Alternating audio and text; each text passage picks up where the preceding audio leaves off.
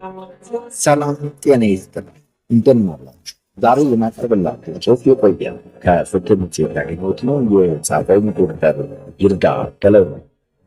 መጠቃቀን አለማድረግ ወንጀል የፖለቲካ መሳሪያ እንዲሆን መተባበር ነው ይላል። በሀገራችን ሞት፣ መፈናቀልና የተለያዩ አይነት የመብት ጥሰቶች በአብዛኛው ክልሎች እየደረሰ ነው። ተጎጂዎቹ ከየትኛውም ክልል ወይም ብሔር ቢሆኑ ከልዩነታቸው ይልቅ ተመሳሳይነታቸው ይመዝናል። አርሶ አደሮች፣ ሕፃናት፣ እናቶች፣ አዛውንት የጥቃቱ ሰለባዎች ናቸው። በበኩሌ በእያንዳንዱ ማንነት ላይ የሚደርሰውን ጥቃት በጅምላ ከማየት ይልቅ አንዱ ከሌላው ጥቃት በምን እንደሚለይና እንደሚመሳሰል ማወቅ ለመፍትሄው ይጠቅማል ብዬ አምናለሁ።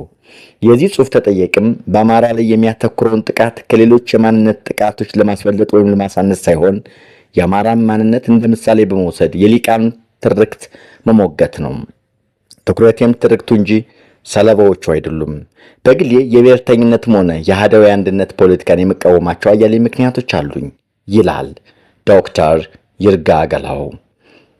የሀገራችን የፖለቲካ የማህበራዊና የኢኮኖሚያዊ ስራ የማየው በገጠርና በከተማ ህይወት ተቃርኖ ላይ የተመሰረተ ፖለቲከኞችና ሊቃን በምዕራባውያን አስተሳሰብ የተዋቀረ ስርዓት ፈጥረው ህዝባቸውን በድህነት አስረውና በማንነቱ ከፋፍለው ጥሬ ሀብቱን ከባዕዳን ጋር የሚቀራመጡበት አገር በቀል ቅኝ አገዛዝ እንደሆነ አድርጌ ነው ይህን በሌሎች ስራዎች ያቀረቡት ሲሆን እዚህ ላይ የማተኩረው ጭብጥ በማንነት ሰበብ የሚደርሰው ጥቃት እንደ ፖለቲካ ችግር ታይቶ ሳይፈታ ከቀጠለ የብሔር ፖለቲካን ሽፋን ያደረገ ወንጀል አስከፊ ያድሎ ስርዓት ሊያነብርን የሚችልበት እድል ሰፊ መሆኑን ላይ ነው። ይህን ለማስረዳት ከመሞገታቸው ሐሳቦች ውስጥ አማራ ላይ የመብት ጥሰት የሚደርሰው በተሳሳተ የታሪክ ትርክት ነው እና ግድያው በዜግነት እንጂ በብሔር ማንነት ሊጣራ አይገባውም የሚሉት ቀዳሚዎች ናቸው። ዋናው ክርክሬ እነዚህ ሐሳቦች የሰብአዊ መብት ጥያቄ ከርዕዮተ ዓለም ጥያቄ ጋር በማደባለቅ ዘር ተኮር ጥቃትን ተራ ወንጀል አስመስሎ በማቅረብ የመንግስትን ዓለም አቀፋዊ ኃላፊነት በማሳነስ ወንጀልን የፖለቲካ ዓላማ ማስፈጸሚያ መሳሪያ ሆኖ እንዲቀጥል ምቹ ሁኔታ የመፍጠራቸው አይቀሬነትን ማስረገጥ ነው። በተጨማሪም አሁን ስራ ላይ ባለው የፖለቲካ አደረጃጀትና መዋቅር ዜግነት ብቻውን ስለማይከበር የአማራ ሕዝብ ከሕግ ከለላ ውጭ እንደሚያደርጉት ማሳየት ነው። በመደምደሚያም የሀገራችን ዕጣ ፈንታ ወደ ተሻለ አማራጭ ለማምጣት በርዕዮተ ዓለም ሳቢያ በአማራ ላይ የሚደርሰውን የሰብአዊ መብቶች ጥሰት በስሙ መጥራትና ማውገዝ እጅግ ትንሹ ነገር ግን የመጀመሪያዎቹ እርምጃ መሆኑን አሳያለሁ። አማሮች የሚገደሉት በተሳሳተ ትርክት ነውን? አንዳንድ ሰዎች በአማራ ማንነት ላይ የሚደርሰውን በደል በተሳሳተ የታሪክ ትርክት የተፈጠረ ነው ሲሉ ይደመጣሉ። ከዚህ በመነሳትም ታሪክን ለማረም ከፍተኛ ጥረት ያደርጋሉ። ይህ ጥረት በራሱ መጥፎ ባይሆንም የታሪክ ስህተት የሚለውን አቀራረብ ችግሩን በቀላሉ ሊታረም የሚችል ያስመስለዋል። ችግሩ የታሪክ ስህተት ቢሆን ኖሮማ የሚፈታበት ቦታ ዩኒቨርሲቲ ውስጥ ወይም የታሪክ ጥናት ክርክር መድረክ ላይ ይሆን ነበረ። ችግሩ የፖለቲካ እምነት ርዕዮተ ዓለም ጉዳይ እንጂ የታሪክ አረዳድ ስህተት አይደለም። በታሪክና በርዕዮተ ዓለም መካከል ደግሞ ትልቅ ልዩነት አለ። ታሪክ ውስጥ ጥፋትም በጎነትም ሞልቷል።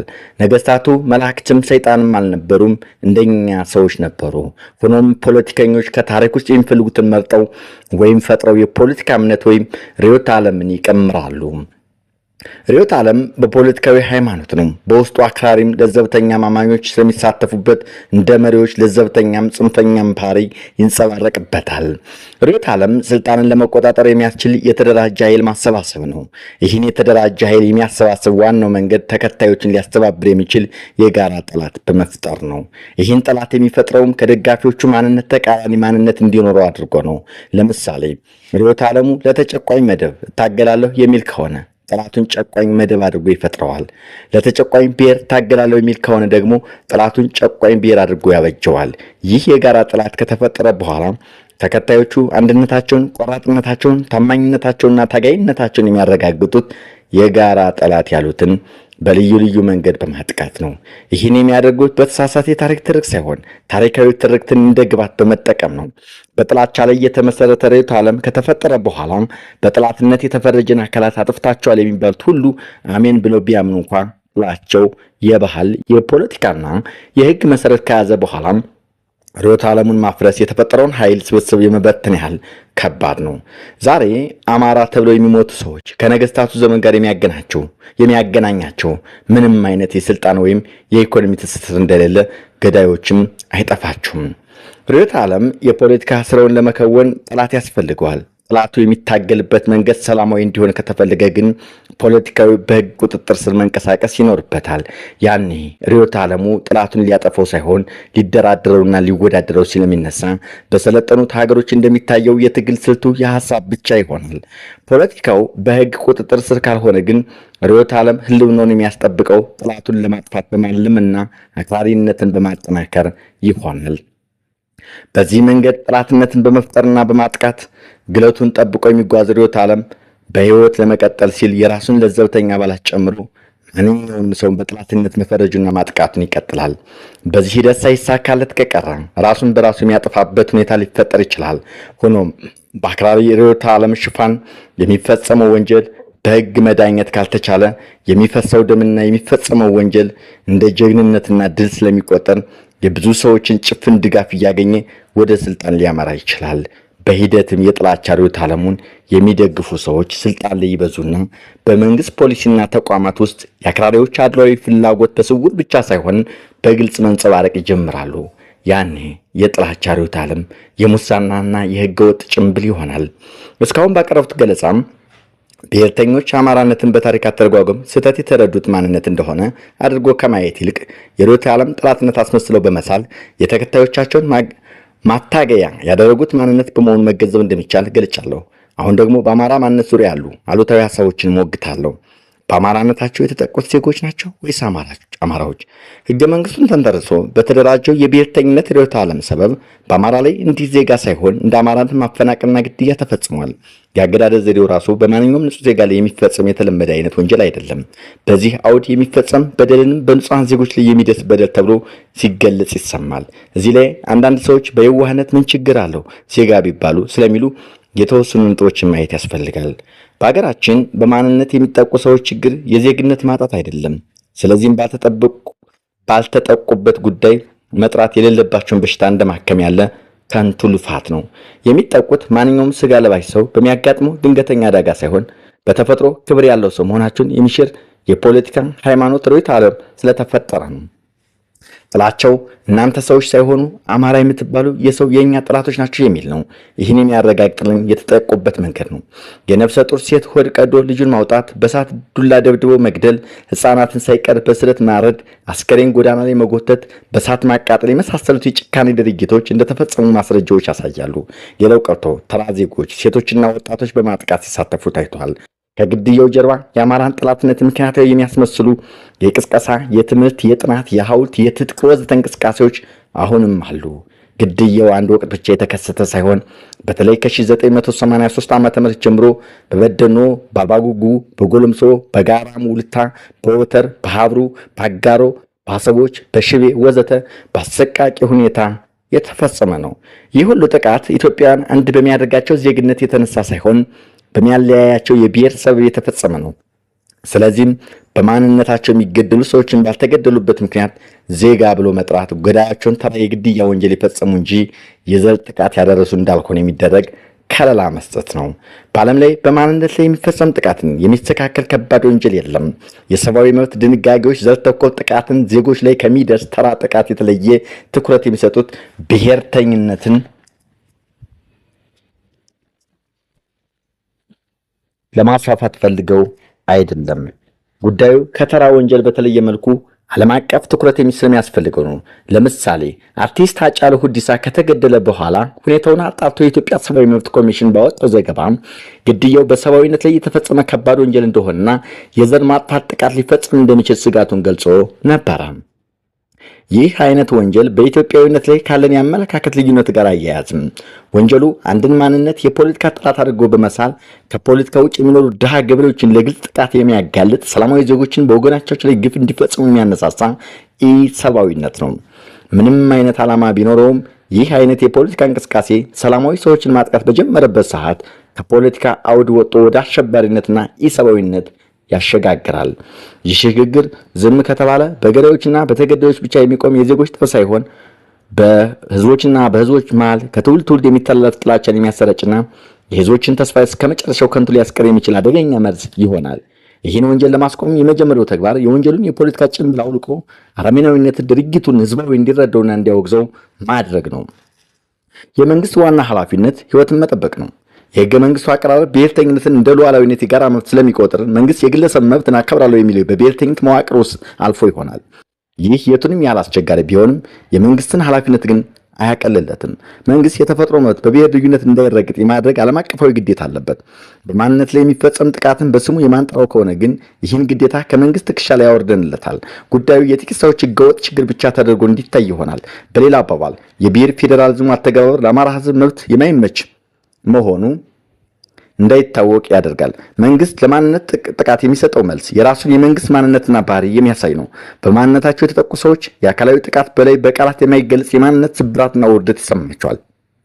የተጠቁት በማንነታቸው ስለሆነ ማንነታቸው ዋጋ እንዳለውና በህግ እንደሚከበር የሚያሳይ እርምጃ ካልተወሰደም መንግስትና ህዝብ ለሰብአዊ ክብራቸው ዋጋ እንደማይሰጡት ይሰማቸዋል። አጥቂዎችም ድርጊታቸውን እንደ መብት ሊያዩት ይችላሉ። በማንነት ላይ የሚፈጸም ጥቃት በግልጽ አለማውገዝ የተጠቂዎች ሞት የፖለቲካ ትርፍ ማግኛ ያደርገዋል። በዜግነት ወይም በኢትዮጵያ አንድነት እናምናለን የሚሉ ልዩ ልዩ ፖለቲከኞች፣ ምሁራን፣ ከፖለቲካ ተሳትፎ ውጭ የሆኑ የአማራ ህዝብ በእነሱ የፖለቲካ አቋም ምክንያት እየተጎዳ እንደሆነ እንኳ የሚገነዘቡ አይመስሉም። ይባስ ብለው በአማራ ማንነት ላይ የሚደርሰውን የሰብአዊ መብት ጥቃት በግልጽ ባለመናገር ራሳቸውን ከብሔር ፖለቲካ ያገለሉና ያነጹ አድርገው ለማቅረብ ሲሞክሩ ይስተዋላል። አማራዎች ተበደሉ ብሎ መናገርን ለአንድ ብሔር እንደመቆም አድርገው ይቆጥሩታል። ይህ የተበዳዮችን የፍትህና ሰብአዊ መብት ጥያቄ በራሱ ርዕዮተ ዓለም ብቻ ከማየት የሚነሳ ወንጀልን በህግ ሳይሆን በፖለቲካ አጀንዳ ብቻ አድርጎ የሚያስቀር አደገኛ ስህተት ነው። የዘር ፖለቲካን አልቀበልም የሚለው የፖለቲካ አቋም መብት ነው፣ ችግር የለበትም። ከተጠያቂው የአማራ ህዝብ እየተነሳ ያለው ጥያቄ ግን ህጋዊ መብቴን አስከብሩልኝ የሚል እንጂ የፖለቲካ አቋማችሁን ንገሩልኝ የሚል አይደለም። ጥቃቱን በራስ የፖለቲካ ፍላጎት ሳይሆን በተጎዱ ሰዎች ፍላጎት ማየት ይገባል። አሁን ባለው ሁኔታ ትግሬም ይሁን አማራ፣ ኦሮሞም ይሁን ኮንሶ እንደ ዜጋ ብቻ ሳይሆን እንደ ብሔር ማንነቱን እንዲቆምለት የሚያስገድድ ሁኔታ ተፈጥሯል። የቱንም አይነት የተለያየ የፖለቲካ ሀሳቢ ቢኖረን የማንነት መብትና ከፖለቲካነቱ በተጨማሪ የህግም ጉዳይ ስለሆነ ሊከበር ይገባል። ይሁን እንጂ ህገ መንግስቱ የብሔር ማንነትን በህግ ማከበር እንዳለበት መብት አድርጎ ከደነገገ በኋላ አፈጻጸሙ ግን አማራነት ተከባሪ ሳይሆን ተጠቂ በሚያደርግ የፖለቲካ ውድ ላይ ጥሎታል። መንግስት ይህ ሁኔታ የህግ መብትን እንዳይጣስ የማድረግ ግዴታ አለበት። ይህን ካላደረገ የአማራ ማንነት በህግ የፈጠረው ለማስከበር ሳይሆን ለማስጠቃት አልሞ ነው ብሎ ለማናገር ያስደፍራል። በማንነት ላይ የሚደርስ ጥቃት በስሙ መገለጽ ያለበት ከተጠቃው ማንነት ጋር የሚያያዝ መፍትሄ ስለሚያስፈልገው ነው። በአማራ ማንነት ላይ የሚደርሰው ጥቃት በስሙ አለመጥራት የሚጠቃውን ማንነት ለመታደግ ምንም ነገር እንዳይደረግ ያግዳል። መንግስት የሰዎችን በህይወት የመኖር መብት አሁን ባለው የብሔርተኝነት መዋቅር ውስጥ ማረጋገጥ ካልቻለም ሌላው ብቸኛው አማራጭ ከግለሰቦች ጋር እንደ ብሔር የሚፈጽመውን ህገ መንግስታዊ ጋብቻ አፍርሶ እንደ ዜጋ ማዋዋል ነው። ይህን ሲያደርግ ግን የዜግነት መብቶችን የማንነት መብት እንዳይረግጡ መከላከል ይኖርበታል። ያኔ ሰዎች በብሔር ስማቸው ቢገለጹ ወይም ባይገለጹ ላያከራክር ይችላል። አሁን ግን ዜግነት በራሱ በቂ ሆኖ በማይከበርበት ሁኔታ የብሔር ጥቃትን በስሙ አለመጥራት አማራዎችን ያለ ህገ መንግስት ከለላ ማስቀረት ነው። መረሳት የሌለብን እውነታም የተጎጂዎቹ ጥቃት በብሔር ማንነታቸው ምክንያት የደረሰ ነው ብሎ አለመናገሩ ህይወታቸውን ከብሔር ፖለቲካ ነፃ እንደማያደርገው ነው። ይልቁንም በህይወታቸውና በኑሯቸው ላይ የተፈጸመውን ወንጀል የፖለቲካ አጀንዳ ማራገቢያ ሆኖ ይቀጥላል። በነገራችን ላይ ዜግነትም ይሁን ብሔርተኝነት ከባዕዳን የተቀዳ ነው ትርክት እንጂ ከሀገራችን ህዝብና ባህልና ልምድ የወረስናቸው ሀሳቦች አይደሉም። ሁለቱም ሳይኖሩ ኢትዮጵያ ለብዙ ጊዜ ይኖራለች። ለማጠቃለያ የአማራም ይሁን የአፋር፣ የትግሬም ይሁን የኦሮሞ፣ የጉራጌም ይሁን የኮንሶ ማንኛውም ማንነትን መሰረት ያደረገ ጥቃት በሚፈጸምበት ጊዜም በኢትዮጵያ አንድነት አምናለሁ የሚል ሰው የማምነው በዜግነት እንጂ በብሔር አባልነት አይደለም በማለት ወይም በሌላ ድርጅቱን ተራጥነት መመልከት ሆነ በዝምታ ማለፍ የቆየበት ፍትህ የጻፈው እንጂ እንዲሰራ ይርጋገል ማንነት ላይ የሚፈጸም ጥቃት መጠቃትን አጀንዳነት ወዘደላ የፖለቲካ መተባበር ነው። የማንነት ወንጀላ በህግ ካልታረመ ባይናቸው በሰበብ ተሰበሰለ የተለያዩ አይነት ሰዎች ሰዎች ታስረው የሚያነሳኛው ሰው ደረሰ ነው።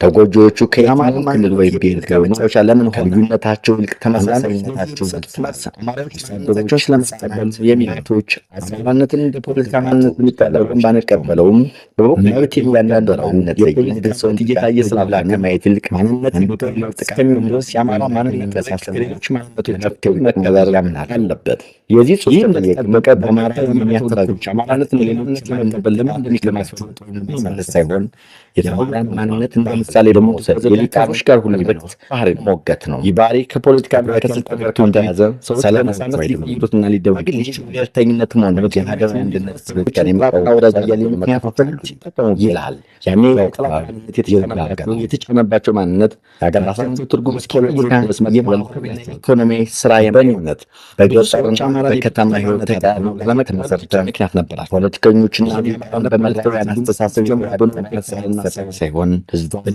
በድህነት አስበው የተጫነባቸው ማንነት ነው። ፖለቲካዎች ዳንጋል ሆን ነው። ነገር በቅንነት በሰው ልጅ ያለ ተፈጥሮ ልዩነት የቀለም የአፍንጫ በሌሎች ስራዎች ያቀረበ እዚህ ነው የማትቆሎች ይችላል። በማንነት ሰው ሊደርሰው ከሰዓትና ከደረጃ ጋር ከተያያዘ ችግር ታይቶ ሳይሆን ማንነት ሽፋን ያደረገው ወንጀል ለምሳሌ ለሚላታችን ያጣጫላና ታስረግላችንበት እድል ወቅት ሰፊ ላይ ነው። ይህን ለማስረዳችን ከመሞገታቸው ያሰብልጁት የዙን አማራ በስመት ሜትር የሚደርሰው ተመሳሳይ ታሪክ ተረት ነው። ያላፍንጫ ግድዬ በዜግነት እንጂ ቲሲ ብሔር ማንነት ሊታይ አይገባውም።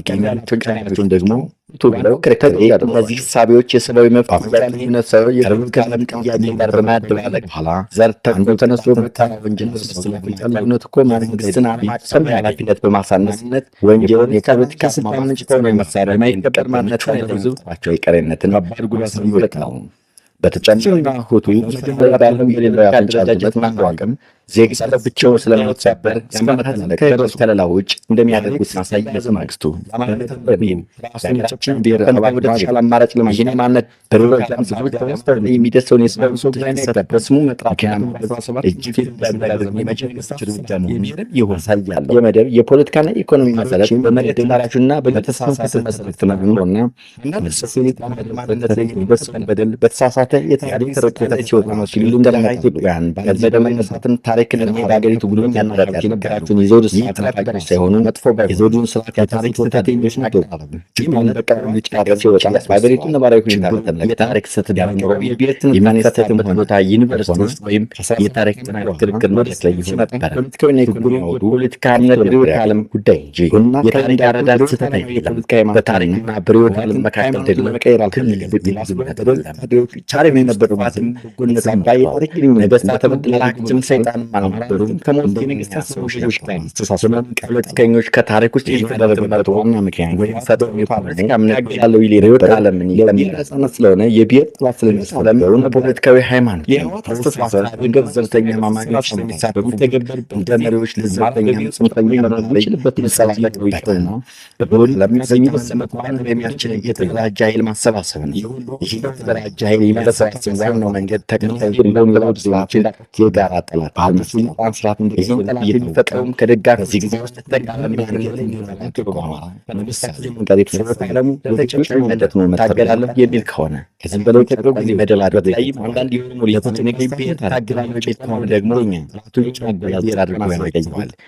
ጋራ ተጨታዊነት በእንጌጅነት ከገሳዮች ወንድላቸውና ፍቃደኛ ተቀይሮ ታማኝነታቸውና ታጋይነታቸውን የሚያረጋግጠው ያገዛዝ የጋራ ሪያሊቲ ምን ይገባል ልዩ ልዩ መንገድ በማድረግ ለብሔር ጭቆና እንዲያደርጉ እስካሳሳት የታሪክ ዘመን ግባት በመቀኛ አገዛዝ ጭቆና ግን አንድ ነገር ተመሰረተ ነገር መንግስት ላይ በኃይል የሚጭን አገዛዝ በጠላትነት የተፈረጀ ተከላካይ አባል የሚሆነው የኢትዮጵያ መግባቢያ ስለነበር ነው ተከትለው የባህል የኢኮኖሚክ ልጅ የህግ መሰረት አንዳንድ ሊቃን የሚኖሩ አምሮች ዓለም ማፍረስ የተመኘው ዳይል ሲሰብ የመባፈር የሚችሉበት የቀኝ አገዛዝ ተደረገ። ዛሬ ከኢትዮጵያ ማህበረሰቦች ከነገስ የመዘመን ጋር የነጻ የሚያገናኛቸው ዲኮሎናይዜሽን አድርጎ ለማየው ያመቻል። ኢኮኖሚ ትስስር እንደሌለ ብዬ የተፈረደው አካል የያዘው መሬትና በቀኝ አገዛዝ ተያዘለ የሚል ሰበብ ታስረን ለመፈወር ጀምሮ ያሰለቸው እስከማባው የሚታገልበት መንገድ ሰላማዊ እንደዚህ አንጻር ለገቢን ጭቆና ወርወጣው በህጎና የተቀየሰ መንቀሳቀስ ሲኖር ህዝብ ላይ የሉን ያንዳች መፍጠር ይወጣል አይደለም ጥራቱን ሊያጠፋ ይህ ስጋት ከሚያባውት ደራጆችና ለቤታቸው ሲለማሰሙት ያንድ በሰለጥኖች ምናምን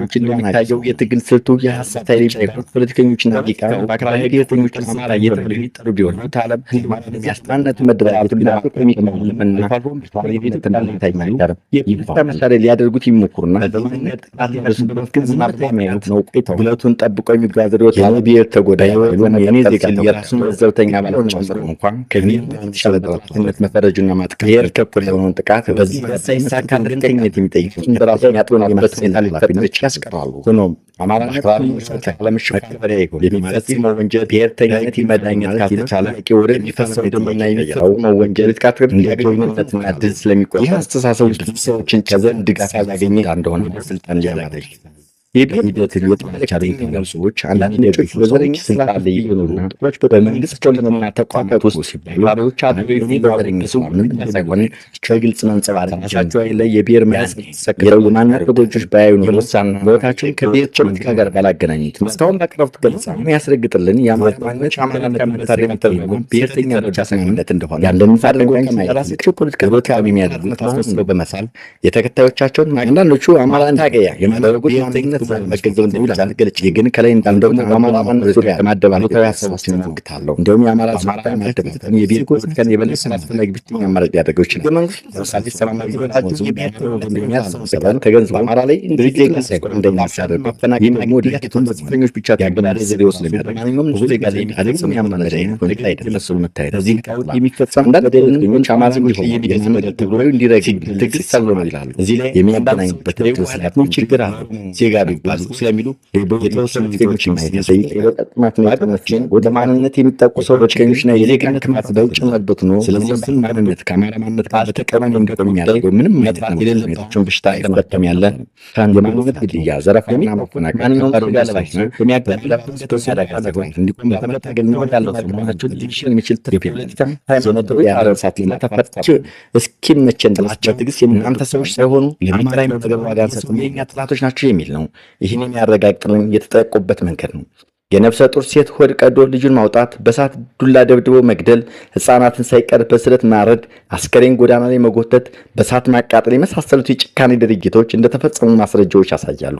ሌላው ቀርቶ ተራ ዜጎች ሴቶችና ወጣቶች በማጥቃት ሲሳተፉ ታይተዋል ከግድያው ጀርባ የአማራን ጥላትነት ምክንያታዊ የሚያስመስሉ የቅስቀሳ የትምህርት የጥናት የሐውልት የትጥቅ ወዘተ እንቅስቃሴዎች አሁንም አሉ ግድያው አንድ ወቅት ብቻ የተከሰተ ሳይሆን በተለይ ከ1983 ዓ.ም ጀምሮ በበደኖ በአርባጉጉ በጎለምሶ በጋራም ውልታ በወተር በሐብሩ በአጋሮ በአሰቦች በሽቤ ወዘተ በአሰቃቂ ሁኔታ